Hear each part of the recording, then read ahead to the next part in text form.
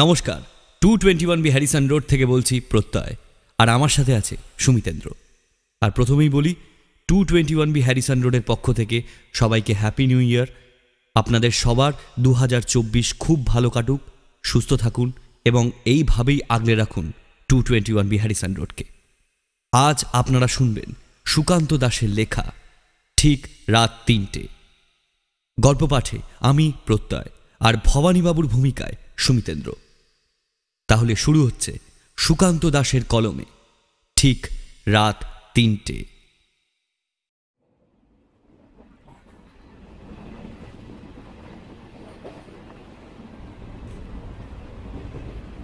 জানালার উল্টো দিকে বসে থাকা ভদ্রলোক কিন্তু অনেকক্ষণ থেকেই আমায় দেখছিলেন। একটা খবরের কাগজ মুখের সামনে খুলে রেখে আর চোখে কামরার যাত্রীদের তিনি দেখে চলেছিলেন। মাঝে মধ্যে ট্রেনটা স্টেশনে থামলে একবার জানালার কাছে মুখ বাড়িয়ে বাইরের দিকে তাকিয়ে দেখা ছাড়া আর কিছু কিন্তু করছিলেন না। বাইরের দিকে তাকাতেই বুঝতে পারলাম বিকেল হয়ে এসেছে। শুধু মাঝে মাঝেই আকাশে কালো মেঘের দিকে তাকিয়ে কেমন যেন চমকে উঠছিলাম। ট্রেনটা বর্ধমান পৌঁছাবার আগে যদি বৃষ্টি নেমে যায় তাহলে কি হবে? স্টেশনে নেমে সেখান থেকে আবার একটা ট্রেকার ভাড়া করে মিনিট 40 যেতে হবে। এইখান থেকে আবার 3-4 কিলোমিটার পায়ে হাঁটা পথ। মোট কথা ট্রেন থেকে নেমেও কয়েক ঘন্টার ধাক্কা আছে। আমি যাচ্ছি আমার পিস্তত বোনের দেশের বাড়ি, তার ছেলের অন্নপ্রাশনে। তবে বেরোবার সময় গিন্নির সাথে এমন একচোট হয়ে গেল যে সে তো এলোই না, ছেলেটাকেও আটকে রাখল। যাই হোক, আসলে রোজ এতটা দেরি হয় না। জাংশন থেকে ট্রেনটা ছাড়ার পরেই যে একেবারে থমকে দাঁড়িয়ে পড়ল, তারপর আর ছাড়তেই চায় না। অর্ধেক পথ আসতে আসতেই বিকেল হয়ে গেল। তবে তাতে বিশেষ চিন্তা নেই, অনুষ্ঠান কালকে, আমি একদিন হাতে নিয়েই বেরিয়েছি। তাছাড়া দুপুরে যে আকাশটা রোদে ঝকঝক করছিল, সেটাই কেমন যেন বিকেল হতেই কালো মেঘে জড়িয়ে এলো। আমি মাঝে মাঝে জানালার গড়াদের ফাঁক দিয়ে আকাশের দিকে উঁকি মারছিলাম। দিনের শেষ সূর্যের আলোটা এখনো ঘন নীল মেঘলা আকাশের এক কোণায় এক দাগ সিঁদুরের রেখা টেনে দিয়েছে। কামরার ভেতরটা এবার আস্তে আস্তে অন্ধকার হয়ে আসছে। অনেকক্ষণ ধরেই লোকটা যে খবরের কাগজের ফাঁক দিয়ে আমায় দেখছে সেটা বুঝতে পারছিলাম।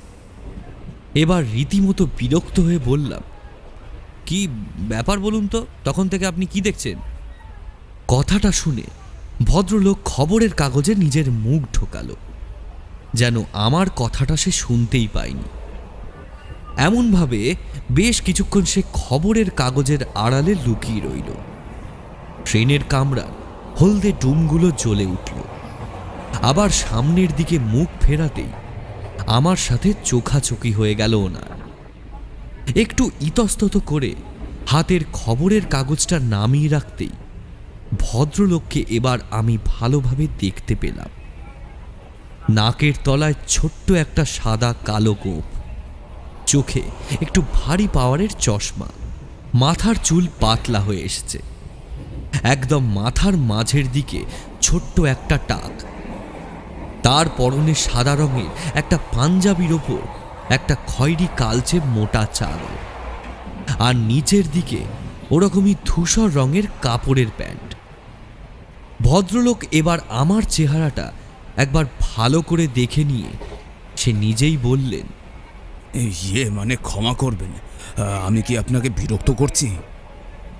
যদি ওভাবে খবরের কাগজের আড়ালে মুখ লুকিয়ে আমার দিকে তাকিয়ে থাকাটা বিরক্ত করার কোনো কারণ হতে পারে, তাহলে আপনি সত্যি আমায় বিরক্ত করছেন।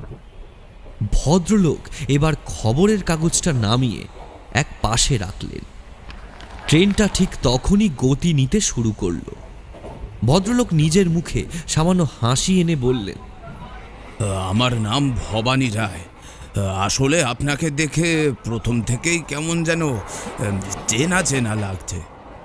এখন বুঝতে পারলাম না আমি যার কথা ভাবছিলাম আপনি সে নন। বুঝলেন, আসলে আমার এক বন্ধু ছিল, তার নাম হরিহর চাটুর্যে। বহুকাল তার সাথে কোনো দেখা সাক্ষাৎ নেই। তার মুখটা ঠিক আপনার মতোই, যে তাই আর কি বারবার আপনার দিকে চোখ চলে যাচ্ছিল। কিছু মনে করবেন না, বোঝার চেষ্টা করছিলাম আপনি হরিহর কিনা। আপনি যদি বিরক্ত হন তাহলে সত্যি খুব দুঃখিত আর কি। ভদ্রলোক যে মিথ্যে বললেন তা কিন্তু মনে হলো না। এমনটা হয়েই থাকে, মাঝে মাঝে কোনো মানুষকে দেখে চেনা কোনো মানুষের মুখের সাথে সামান্য মিল পাওয়া যায়, কিন্তু বহু বছর যোগাযোগ না থাকলে মনের ভেতরটা কেমন খচখচ করতে থাকে। এই সেই লোক নয় তো? তবে এ যাত্রায় ভদ্রলোকের সেই যোগ নেই। ভদ্রলোক যে বুঝতে পেরেছেন আমি তার বন্ধু হরিহর চাটুর্যে নই, সেটাই বড় কথা। তবে দেখতে দেখতে লোকটার সাথে বেশ আলাপ জমে উঠল।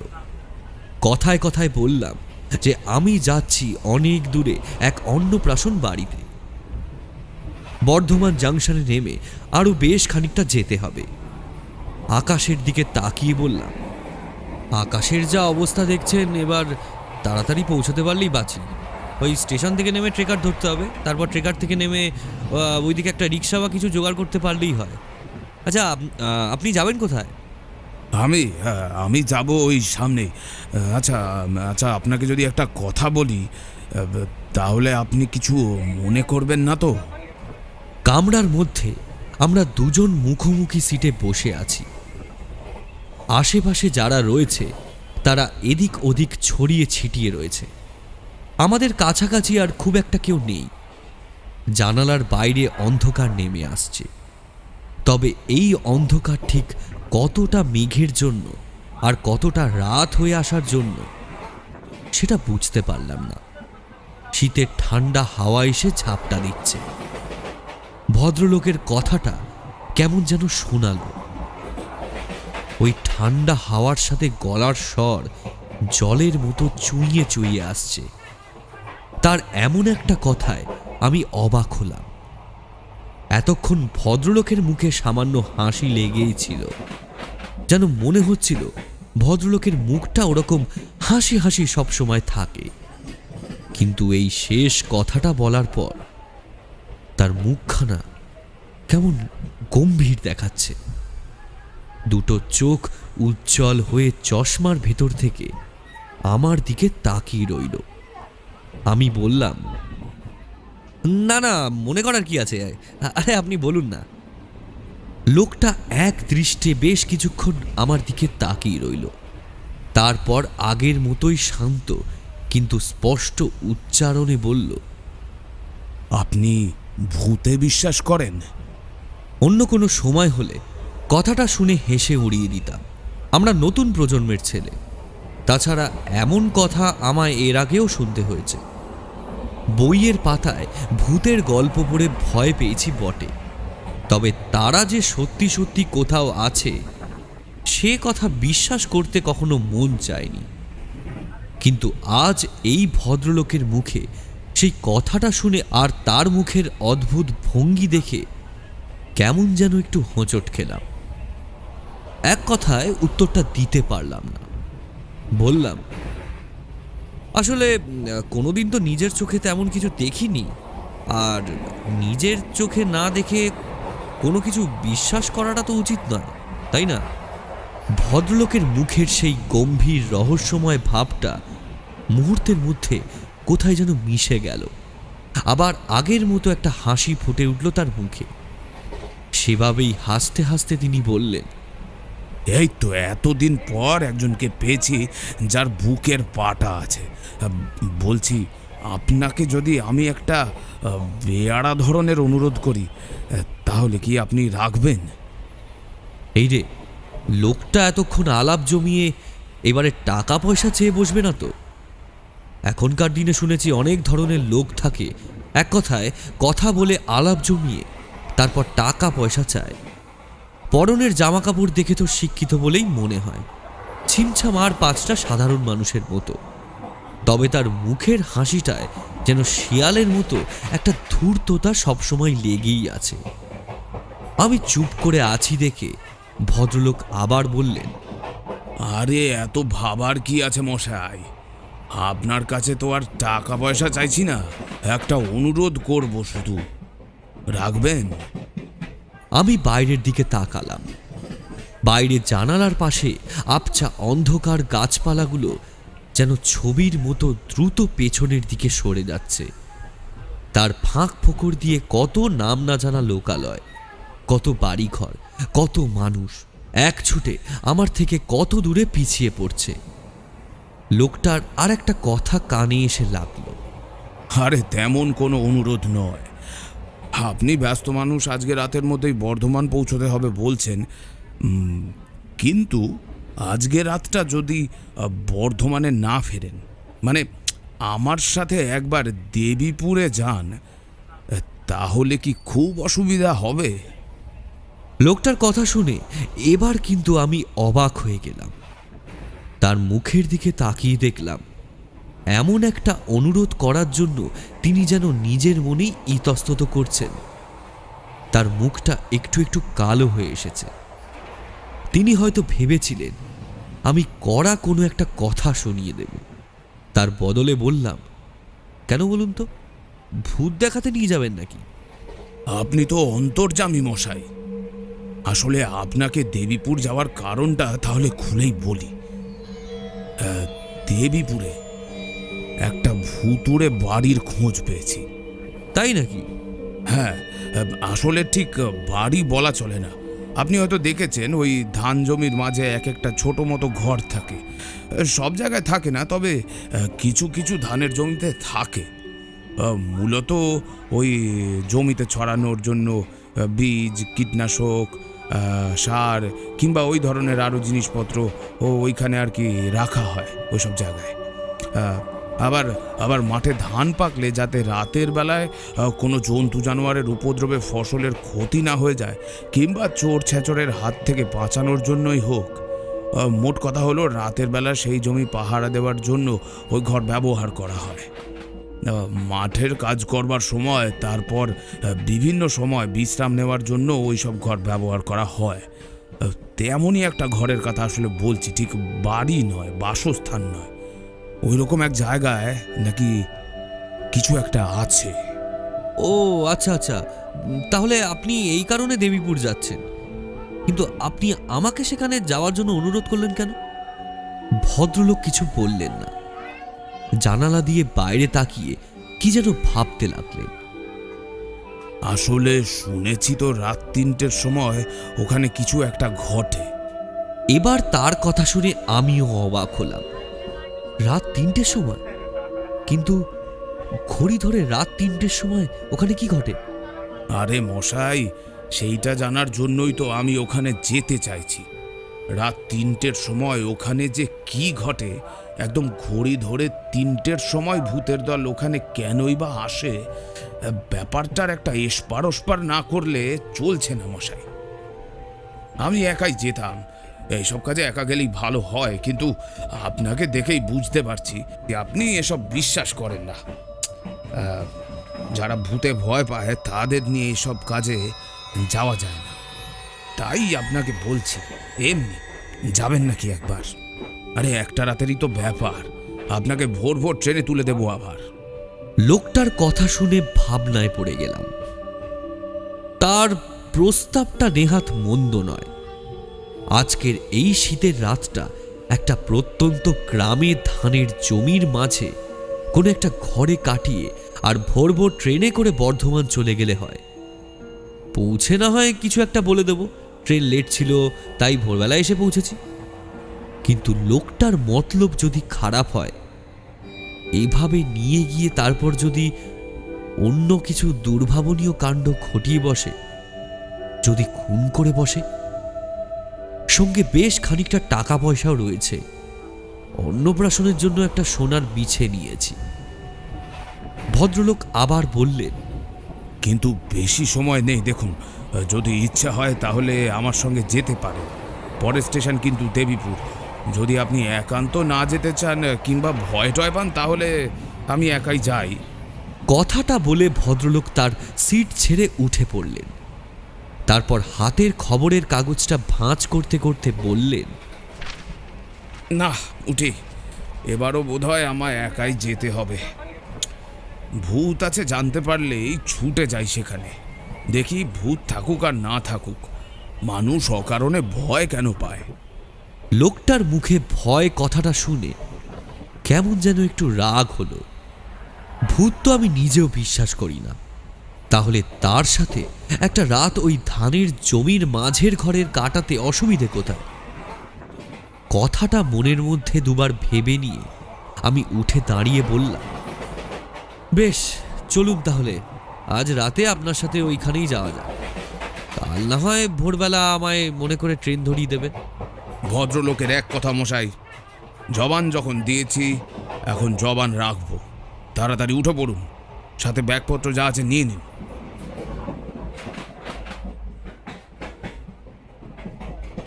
ট্রেনটা আস্তে আস্তে তার গতি কমিয়ে আনতে শুরু করেছে। পরের প্ল্যাটফর্ম জানালা দিয়ে এখন দেখা যাচ্ছে। ভদ্রলোক দরজার দিকে এগিয়ে যেতেই আমিও তার পিছু পিছু এগিয়ে গেলাম। প্ল্যাটফর্মে নামতেই দেখতে পেলাম এদিক ওদিক ছড়িয়ে ছিটিয়ে বেশ লোকজন রয়েছে। ওভারব্রিজের কাছে গিয়ে দাঁড়ালাম। ইতিমধ্যেই হুইসেল বাজিয়ে ট্রেন আবার চলতে শুরু করে দিয়েছে। আমি আর সেই ভদ্রলোক ওভারব্রিজে উঠেই বুঝতে পারলাম যে ওই স্টেশন চত্বরের সংলগ্ন জায়গাটাই যেটুকু জমজমাট জনবহুল, তার বাইরে তেমন লোকজনের ভিড়ভাট্টা নেই। একেবারে ছোট্ট জায়গা তো। বাইরে একটা ছোট্ট বাজারের মতো ছড়িয়ে ছিটিয়ে রয়েছে কিছু দোকানপাট। একদিকে লাইন দিয়ে 4-5টা রিক্সা দাঁড়িয়ে রয়েছে স্ট্যান্ডে। ভদ্রলোক বললেন, আসুন একটু চা খাওয়া যাক। সন্ধে তো হয়েই গেছে, আমার কাছে টর্চ আছে, টর্চের আলোয় ঠিক চলে যেতে পারবো। আর এর আগে আমি একবার এসেছি দিনের বেলায়, জায়গাটা দেখে গেছি। চায়ের দোকানে চা খেতে খেতে ভদ্রলোক ওই ধানের জমির মাঝের ঘরের ব্যাপারে দোকানদারের কাছে জানতে চাইল।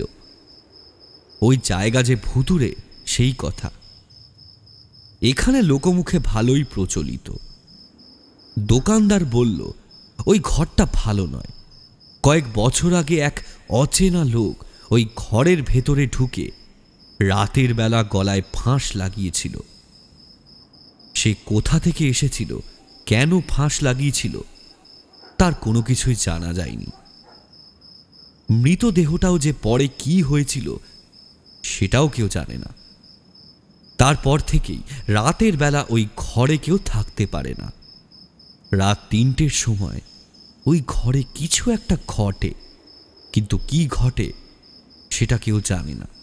যারা ওই ঘরে এর আগে থেকেছে তারা হয় মারা গেছে, না হয় পাগল হয়ে গেছে। কথাটা শুনে ভদ্রলোক একবার আমার দিকে তাকিয়ে চোখ টিপে বললেন,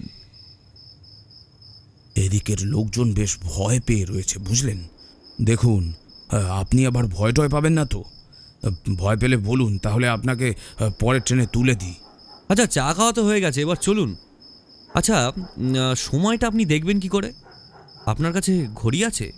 আরে এই তো দেখুন না মশাই, আবার কাটায় রেডিয়াম, অন্ধকারেও কোনো অসুবিধে হবে না। তা যা বলছি শুনুন, এখান থেকে হেঁটে যেতে প্রায় ঘন্টাখানেকের ওপর লাগবে। তারপর ওদিকটা একটু ঘুরে দেখব। হিসেব করে ওই 12টা নাগাদ ঢুকে ওই ঘরের ভেতর, তারপর 3টে অবধি অপেক্ষা। এই দেখুন হাতে ঘড়ি আছে, চিন্তা নেই। ভদ্রলোকের হাতের দিকে এতক্ষণ নজর যায়নি। এবার দেখতে পেলাম আধো অন্ধকারে চায়ের দোকানের কাছে রাখা কুপির আলোতে ভদ্রলোকের হাতের ঘড়িটা চকচক করে উঠল। ভদ্রলোকের কাঁধে একটা ব্যাগ ছিল, একটা এক পিসে চামড়ার ব্যাগ। ব্যাগের ভেতর থেকে তিনি একটা ছোট্ট টর্চ বার করে দেখালেন। রাস্তায় কয়েকটা ল্যাম্পপোস্টে হলদে ডুম জ্বলে উঠেছে। দোকানে দোকানে হ্যারিকেন, কুপির হলদে আলো। প্রায় রাত 10টা পর্যন্ত আমরা স্টেশন চত্বরে চারপাশে ঘুরে বেড়ালাম। তারপর একটু রাত হতেই সোজা পথে রওনা দিলাম আমাদের গন্তব্যের দিকে। ভদ্রলোক বলেছিলেন একটু রাত হওয়ার পর ওদিকটা যাওয়াই ভালো, না হলে আশেপাশের যদি কেউ বুঝতে পারে আমরা ওখানে যাই তাহলে আমাদের বাধা দেবে। রাত 10টার পর চারপাশটা যখন একদম জনশূন্য হয়ে এলো, আমি আর ভবানীবাবু চাঁদের অল্প আলোয় হাঁটতে হাঁটতে এগোতে লাগলাম সেই জায়গাটার দিকে। আকাশে একটু আগে পর্যন্ত যে মেঘটা ছিল সেটা কেমন যেন পাতলা হয়ে এসেছে, আর তাদের আচ্ছাদনের ফাঁক দিয়ে বেরিয়ে আসা ফ্যাকাশে চাঁদের আলোয় চারদিকটা অস্পষ্টভাবে দেখা যায়। ভবানীবাবু বললেন, টর্চখানা জ্বালি, বুঝলেন? দরকার কি, দিব্যি দেখা যাচ্ছে। কি সুন্দর পরিবেশ বলুন তো। টর্চটা জ্বাললে পুরো আমেজটাই নষ্ট হয়ে যাবে যে। ভূত কিন্তু আমি কখনোই দেখিনি মশাই। এর আগেও অনেক জায়গায় ভূত দেখার চেষ্টা করেছি, দু এক জায়গায় অদ্ভুত কিছু অনুভূতিও হয়েছে। এমন অনুভূতি যা আপনাকে বোঝাতে পারবো না বলে ঠিক, কিন্তু ভূত আমায় কখনো দেখা দেয়নি। আরে আমিও কোনোদিন দেখিনি মশাই, আর তাই আমিও এখনো পর্যন্ত বিশ্বাসই করতে পারিনি যে ভূত আছে। যেদিন নিজের চোখে দেখতে পাবো সেদিনই না হয় বিশ্বাস করব। একটা কথা বলবো? প্রশ্নটা করেই ভদ্রলোক থমকে দাঁড়ালেন। আবছা চাঁদের আলোয় চারপাশটা অল্প অল্প দেখা যায়। টর্চ জ্বালানোর প্রয়োজন এখনো হয়নি। ভদ্রলোক আমার থেকে মাত্র 2 হাত দূরে থাকলেও তাকে একটা কালো অবয়বের মতো দেখাচ্ছে কেবল। ভবানীবাবু আমাকে প্রশ্ন করলেন, কি ব্যাপার বলুন তো মশাই, আপনার পায়ে কি চোট লেগেছে? অমন খুঁড়িয়ে খুঁড়িয়ে হাঁটছেন যে। আর বলবেন না, সেদিন একেবারে পাটা বেকায়দায় বেঁকে গেছিল, তারপর থেকে ব্যথাটা বেশ রয়ে গিয়েছে। শীতকাল তো, চট করে যাচ্ছে না। ভবানীবাবু গলাটা নামিয়ে বললেন, কেন জানি না মনে হচ্ছে আজ কিছু একটা ঘটবে। সে কি, আজ এমনটা আপনার মনে হচ্ছে কেন? ঠিক বলে বোঝাতে পারবো না। আজ যখন বাড়ি থেকে বের হচ্ছি এখানে আসার জন্য, তখনই কেমন যেন হলো, মানে মনে হলো আজ কিছু একটা ঘটবে। তাছাড়া স্টেশনে মানে ট্রেনে আসার আগে একটা রেলে কাটাও দেখলাম, ভালো লক্ষণ নয় এসব। সেইবার বার কাটোয়ার কাছে এক ভুতুড়ে আম বাগানে রাত কাটিয়েছিলাম, সেইবারও এমনটা মনে হয়েছিল। রাতের বেলা ঘুম ভাঙতেই মনে হলো চারপাশে কারা যেন এসে পড়েছে, আমায় ঘিরে অন্ধকারের মধ্যে বসে রয়েছে, কিন্তু তাদের কাউকে দেখতে পেলাম না। বিশ্বাস করবেন না মশাই, চিৎকার করে তাদের যেই ডাক দিলাম, অমনি তখন টুক করে একটা আম এসে পড়েছিল আমার পায়ের কাছে। ব্যাস ওইটুকুই, আর কিছু হয়নি। কিন্তু আজ মনে হচ্ছে কিছু একটা ঘটবে। ভদ্রলোকের শেষের কথাগুলো কেমন যেন গম্ভীর বলে মনে হলো। এতক্ষণে আমরা লোকালয় ছেড়ে বেরিয়ে এসেছি। চারিদিকে দিগন্ত বিস্তৃত মাঠ, ক্ষেত, জলা, তাদের মাঝে মাঝে দল বেঁধে অন্ধকার গাছপালা দাঁড়িয়ে রয়েছে। আমরা হাঁটতে হাঁটতে এগিয়ে যেতে লাগলাম। নির্দিষ্ট সেই ধানের ক্ষেতটার কাছে এসে যখন আমরা দাঁড়ালাম, তখন ভবানীবাবুর রেডিয়াম ঘড়িতে প্রায় 12টা বাজে। পথে আমরা একদম তাড়াহুড়ো করিনি। 1 ঘন্টার পথ ধীরে সুস্থে হাঁটতে হাঁটতে এসেছি 2 ঘন্টায়। আসলে আমার পায়ের ব্যথাটার জন্যই হয়তো বেশি সময় লেগে গিয়েছিল। সেই বিশাল ধানের জমিটার ঠিক মাঝামাঝি একটা কালো ছায়ার মতো দেখা গেল। আশেপাশে জনবসতি প্রায় নেই বললেই চলে, থাকলেও এখন দূর দূরান্তে অন্ধকার গাছপালার ছায়ায় গা ঢাকা দিয়েছে। ভদ্রলোক হাতের টর্চটা জ্বালিয়ে সেদিকে ফেলতে এত দূর থেকে ভালো বোঝা না গেলেও বোঝা গেল যে একটা টালির ঘর মতো কিছু একটা আছে। ভবানীবাবু বললেন, কি করবেন এখন? ভেতরে গিয়ে ঢুকবেন নাকি? তাহলে কিন্তু প্রায় ঘন্টা তিনেক অপেক্ষা করতে হবে। আবার ঘুমিয়ে পড়বেন না তো? চলুন, শুধু শুধু আর বাইরে দাঁড়িয়ে থেকে লাভ কি, ভেতরে গিয়ে বসা যাক। একবার চারপাশটা দেখে নিতে হবে, বুঝলেন, সাপখোপ থাকলেও থাকতে পারে। ভবানীবাবু এদিক ওদিক দেখে নিতেই আমরা রাস্তা থেকে নেমে জমির আলপথ ধরে এগিয়ে যেতে লাগলাম। জমির মাঝ বরাবর প্রায় মিনিট খানেক হাঁটার পরে আমরা এসে পড়লাম সেই ঘরটার কাছে। একটা ছোট্ট চারকোনা ঘর, মাথায় টালির ছাউনি, ইটের দেওয়াল, একেবারেই বড় নয়, তবে বেশ পুরনো এবং বর্তমানে পরিত্যক্ত। এখানে ওখানে টালি ভেঙে পড়েছে, তবে দরজাটা কোনো মতে টিকে রয়েছে। সেটা বন্ধ দেখে ভদ্রলোক এগিয়ে গিয়ে দরজাটায় হাত রেখে ধাক্কা দিতেই একটা অদ্ভুত ক্যাচ শব্দ করে সেটা খুলে গেল। আমি চারপাশে তাকালাম। আকাশের চাঁদটা একবার মেঘের আড়ালে ঢাকতে শুরু করেছে মাঝে মাঝে, তার সাথে মেঘও ডাকছে। ঘরটার সামনে দাঁড়িয়ে বাইরের দিকটা দেখে মনে হলো চারপাশে কেবল ধানের জমি ছাড়া আর কোথাও কিছু নেই। একটা ঘন কালো অন্ধকার আস্তে আস্তে চারপাশটা ঢেকে ফেলছে, আর তার মধ্যে আমরা এই দুটো প্রাণী। এমনিতেই জায়গাটা দেখে গা ছমছম করে।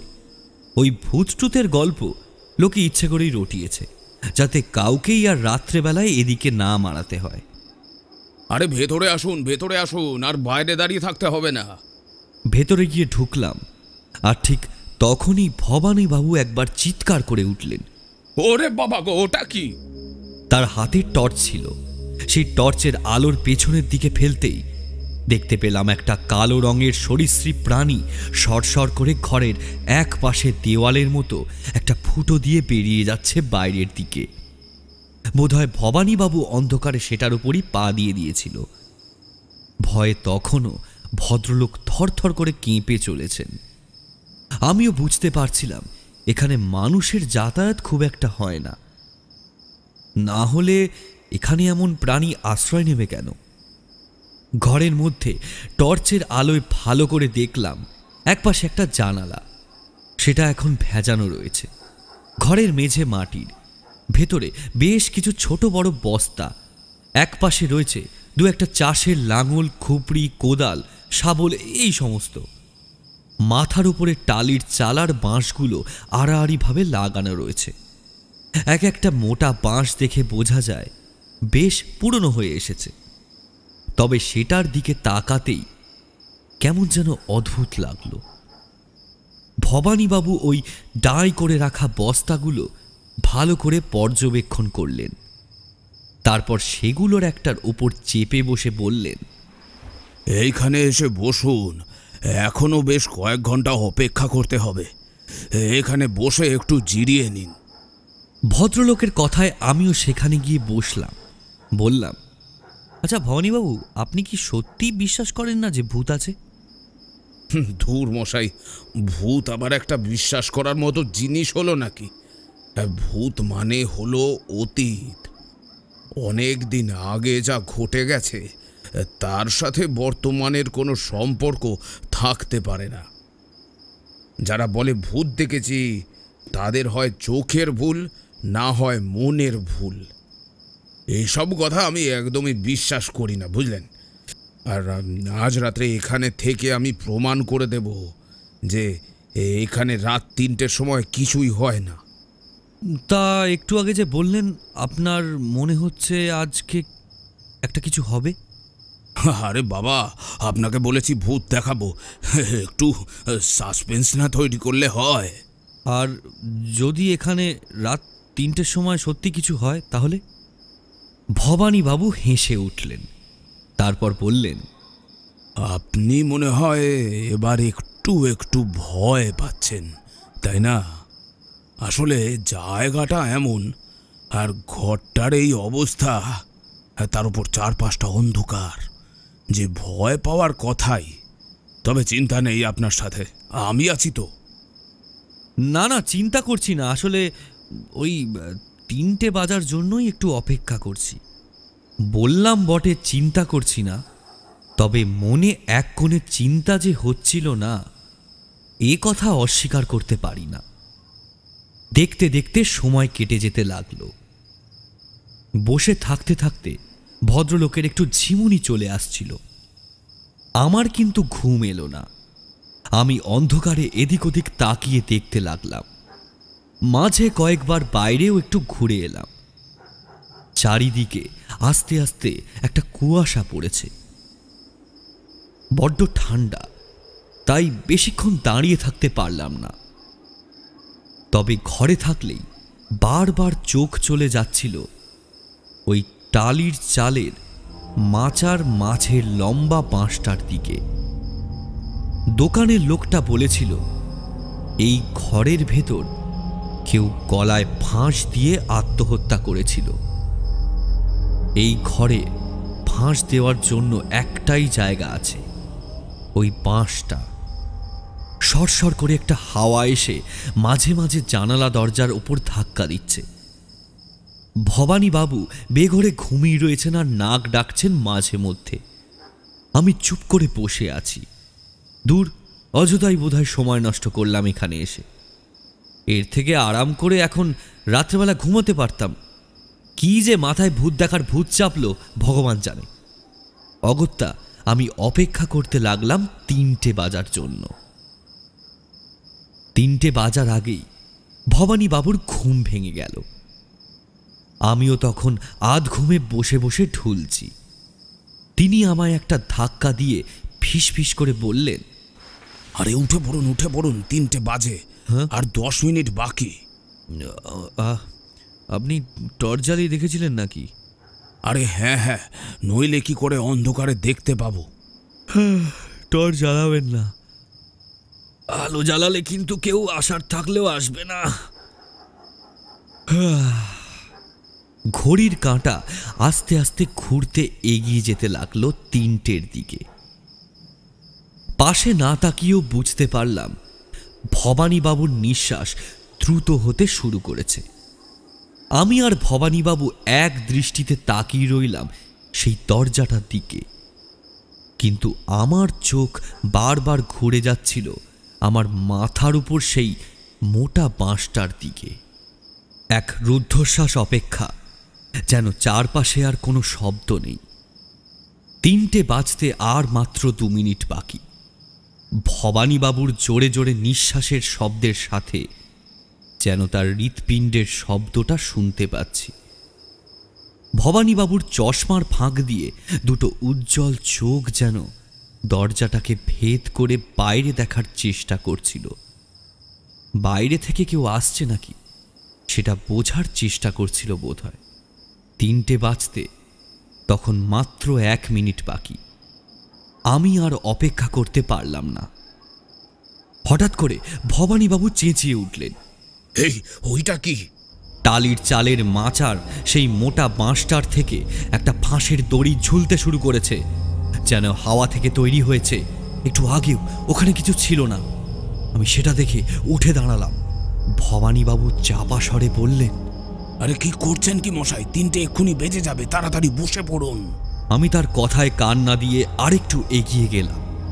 তারপর সেদিনকার মতো একটা বস্তা টেনে নিয়ে গিয়ে ওই ফাঁসের তলায় দাঁড়িয়ে গলায় সেটা জড়িয়ে নিতে নিতে বললাম, সব কিছু মিথ্যে হয় না বোধহয়, সব কিছু চোখের ভুল, মনের ভুলও হয় না। 3টে যে বেজে গেছে মশাই, প্রতিদিন রাতে আমায় যে এখানে আসতে হয়, আর ঠিক 3টের সময় এই ফাঁসের দড়িটা গলায় দিয়ে আমাকে এখানে ঝুলে থাকতে হয়।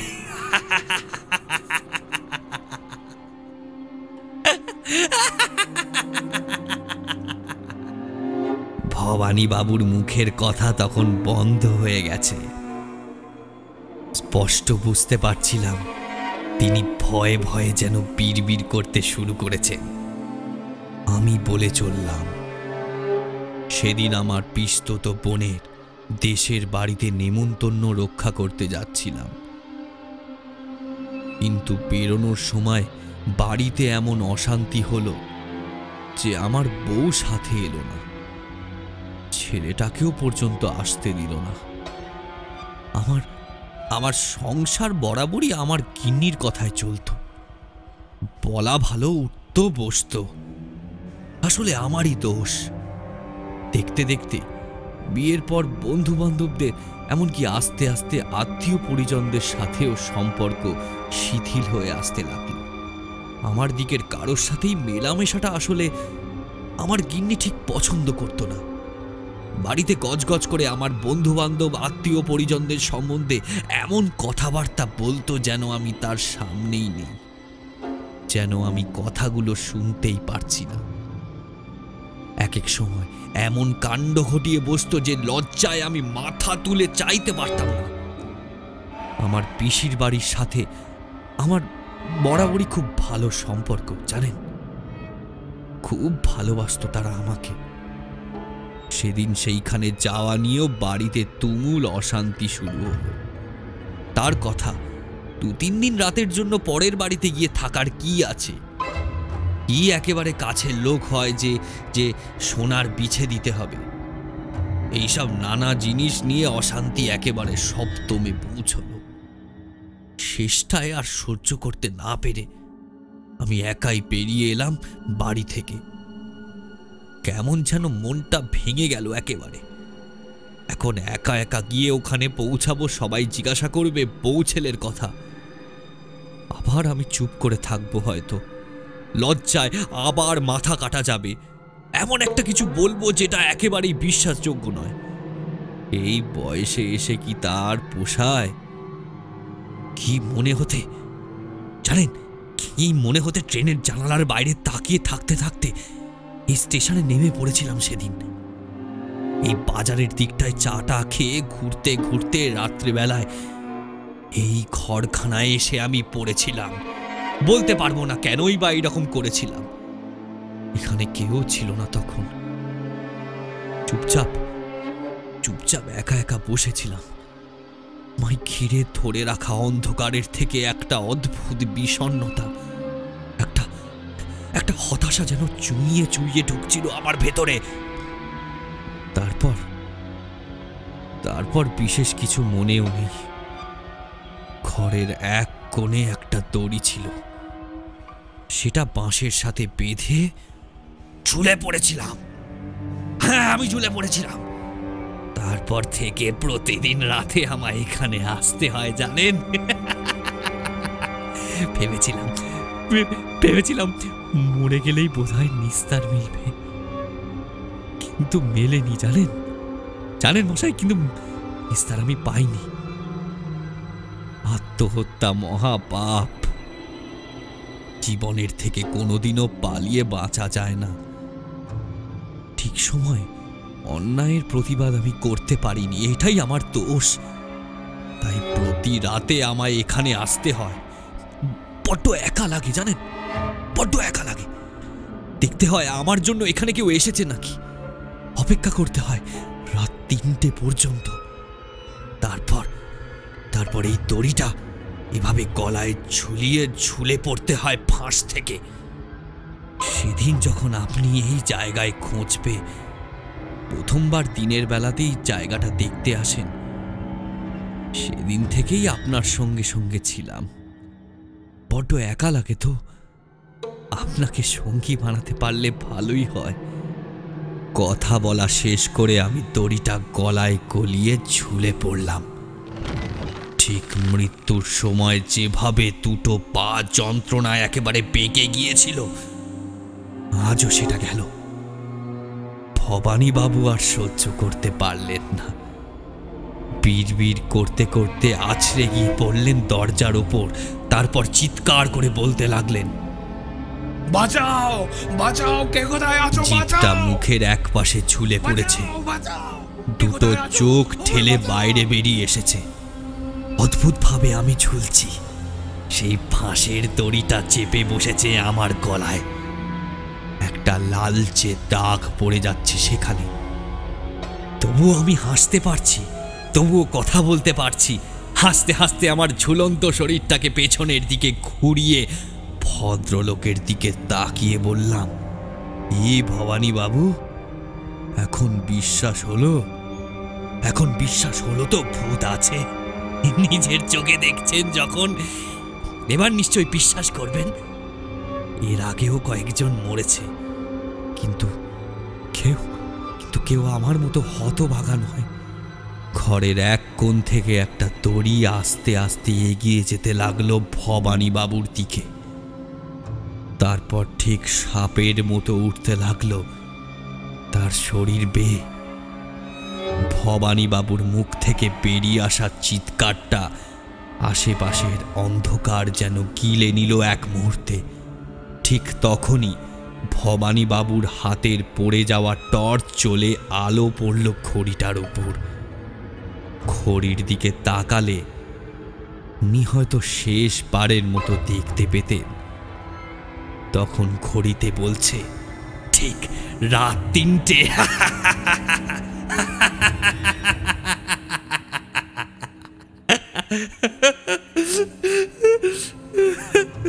বড্ড কষ্ট হয় জানেন,